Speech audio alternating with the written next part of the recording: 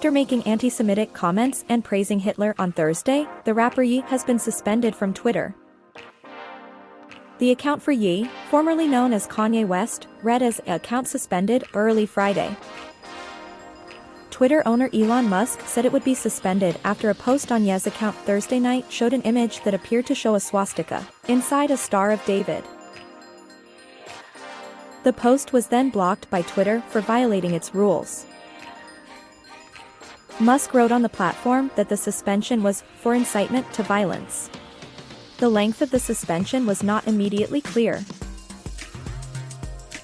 Ye's suspension comes around a month after the multi-billionaire Musk, who has described himself as a free speech absolutist, bought Twitter for $44 billion. Earlier Thursday, Ye sat down for an interview with conspiracy theorist Alex Jones, in which he made anti-Semitic comments, referred to the Jewish media, and said, "I see good things about Hitler, also." Ye wore a black full-face mask in the interview. White supremacist Nick Fuentes was also on the program, which was live-streamed. But it was after Ye's account tweeted the image of the Star of David later Thursday that he was suspended. Musk replied to another user, "I tried my best." Despite that, he again violated our rule against incitement to violence. Account will be suspended.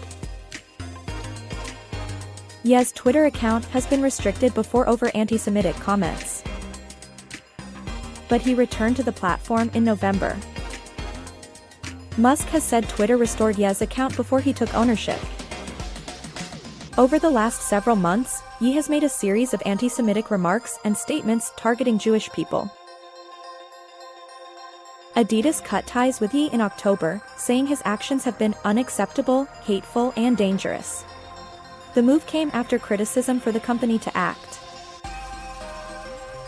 Twitter has suspended other accounts since Musk took over, including those of users who imitated Musk. He has also reinstated some previously suspended accounts, including that of former President Donald Trump. Shortly after taking control of Twitter, Musk's team laid off swaths of the company's workforce, including employees that combat misinformation. On Wednesday, a top European Union official warned that the company needs to beef up measures to protect users from hate speech in order to avoid violating new rules there. Ye appeared to suggest he would be leaving the platform Thursday night before he was suspended. He tweeted an image of a shirtless Musk being sprayed with a hose and wrote, "Let's always remember this as my final tweet." Musk replied to that tweet, "That is fine." To the now-blocked post featuring the Star of David, Musk wrote, "This is not."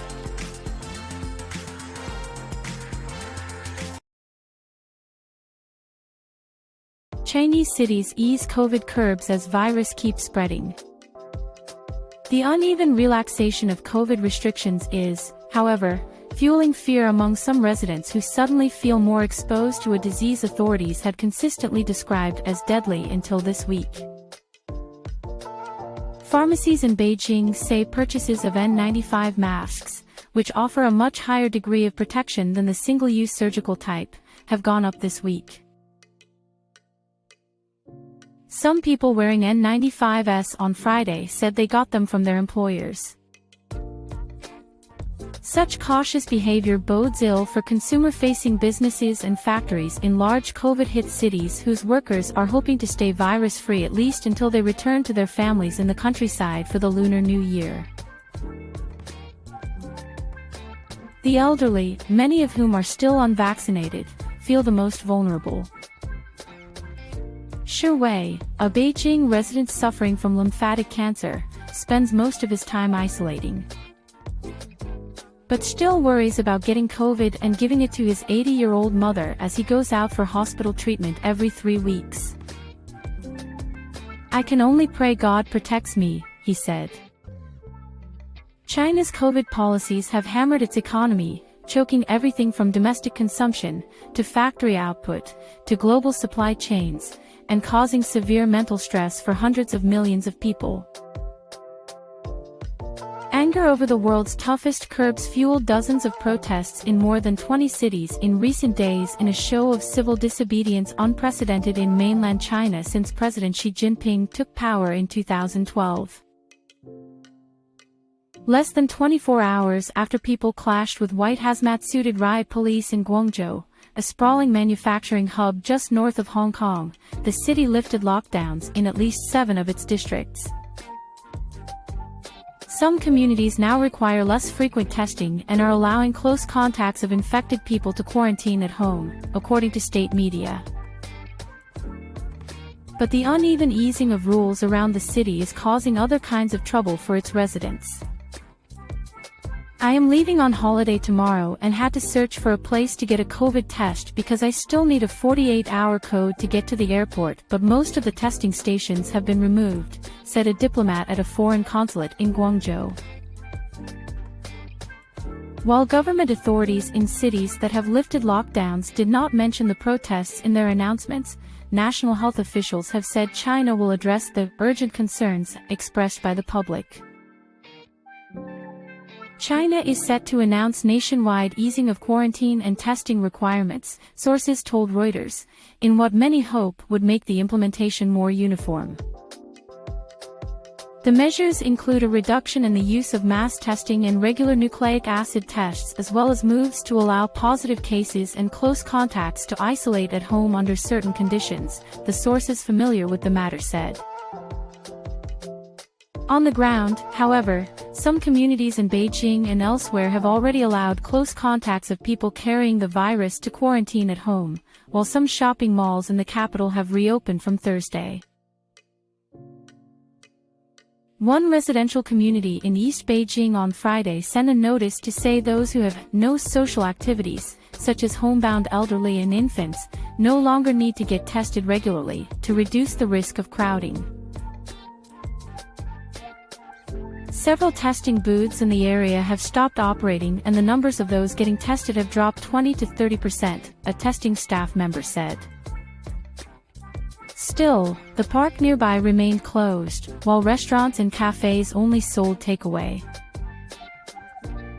Earlier this year, entire communities were locked down, sometimes for weeks, after even just one positive case, with people stuck indoors losing income, having poor access to basic necessities, and struggling to cope mentally with the isolation. Some areas in Guangzhou resumed dine-in services, and residents are no longer asked to present negative PCR tests to enter, state media reported. In nearby Shenzhen, some people will be allowed to quarantine at home. About 1,000 kilometers to the west, in Chongqing, a wide range of businesses from barber shops to gyms were allowed to resume this week. In Chengdu, in Sichuan province, passengers no longer needed negative test results to take the bus or subway. In Jincheng, which is halfway from Beijing to Shanghai, people can now enter karaoke venues. At the same time, many communities in areas designated as high risk by various cities remain under lockdown and many people are still required to undergo daily tests. The uplifted mood isn't universal, the Guangzhou-based diplomat said. Although a lot of people are enjoying newfound freedom, it's worth noting that there are still hundreds of high-risk zones that are locked down throughout the city.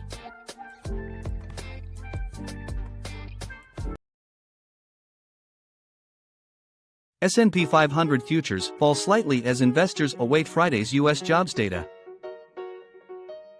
S&P 500 futures were slightly lower early Friday as investors looked ahead to the November jobs report.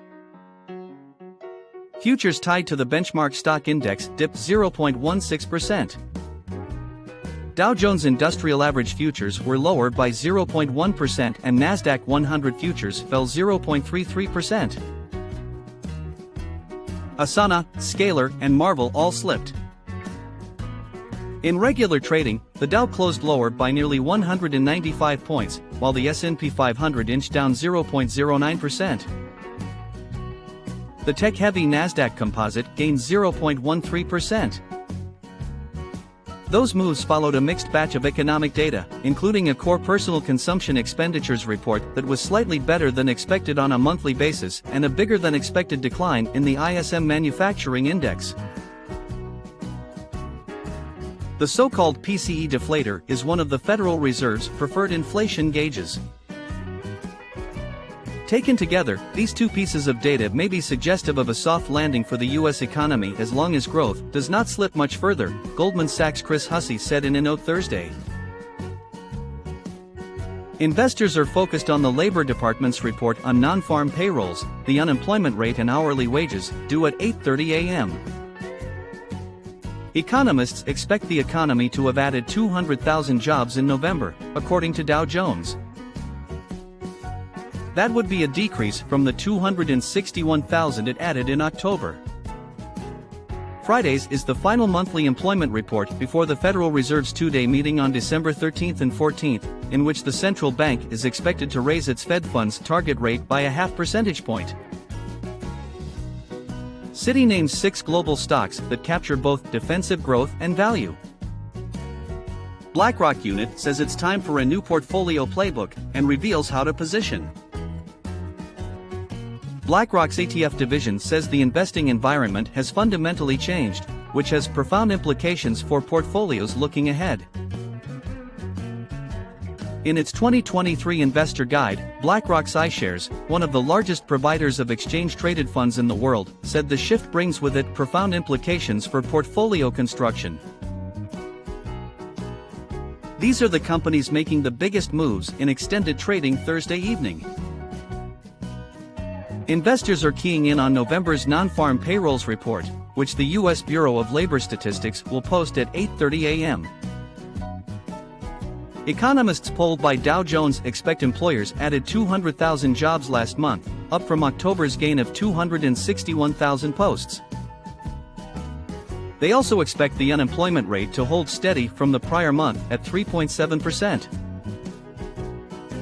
Economists anticipate that average hourly wages grew by 0.3% on a monthly basis and by 4.6% from the prior year. Back in October, wages gained by 0.37% from the prior month and were up 4.73% on an annual basis. Stock futures opened slightly lower. Stock futures opened slightly lower on Thursday night ahead of the key U.S. jobs report Friday. Dow Jones Industrial Average futures were lower by 19 points, or 0.06%. S&P 500 futures dipped 0.1% and Nasdaq 100 futures fell 0.2%.